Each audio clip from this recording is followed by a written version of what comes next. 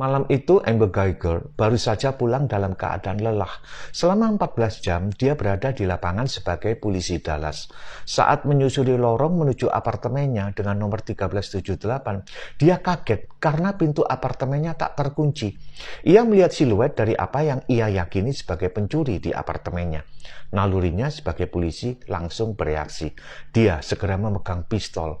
Saat itu dia masih mengenakan seragam aparat lengkap dengan semua peralatannya.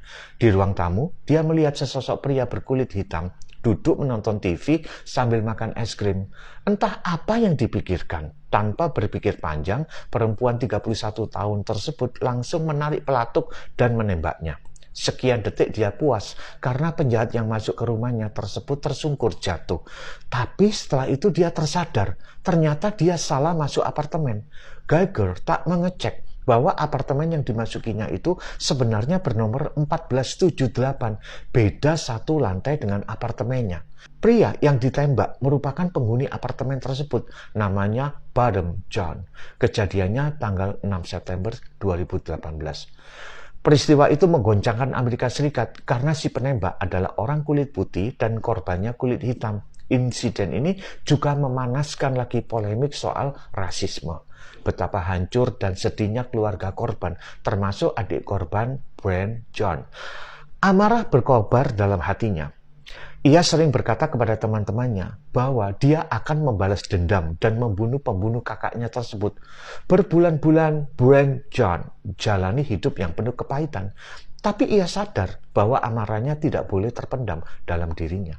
Dalam salah satu wawancaranya dengan CNN, ia berkata bahwa kesediaannya untuk memaafkan Geiger akan menolongnya untuk memiliki roh yang memaafkan bagi yang lain.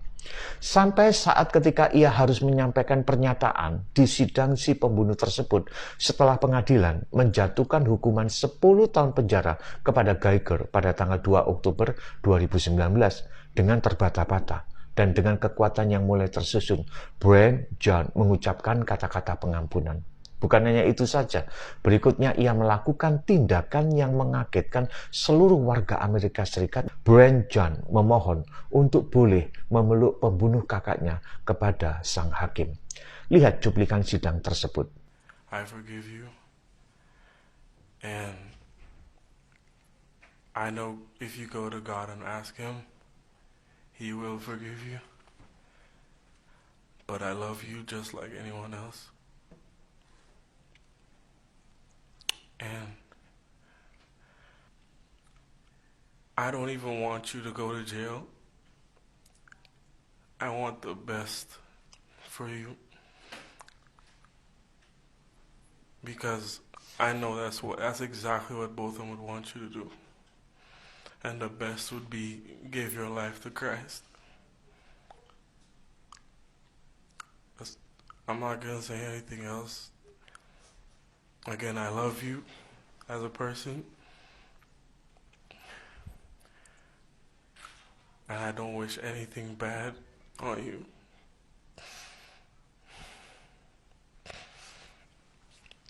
I don't know if this is possible, but can I give her a hug, please? Please? Yes.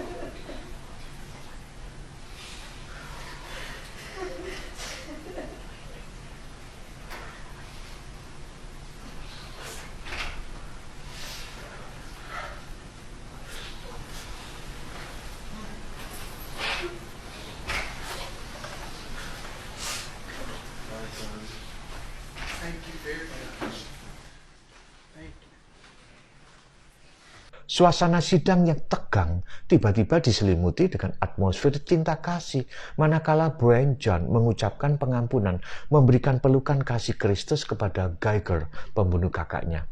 Hampir semua orang terisak di sidang tersebut, tidak terkecuali sang hakim.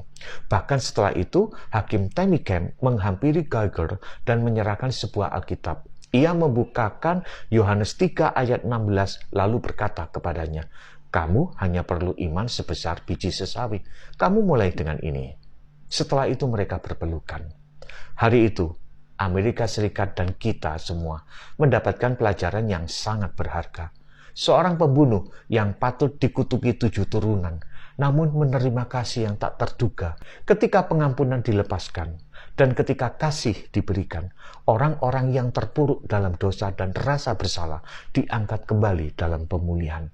Semoga kita menjadi orang-orang yang melepaskan pengampunan supaya atmosfer di sekitar kita adalah atmosfer cinta kasih. Amin.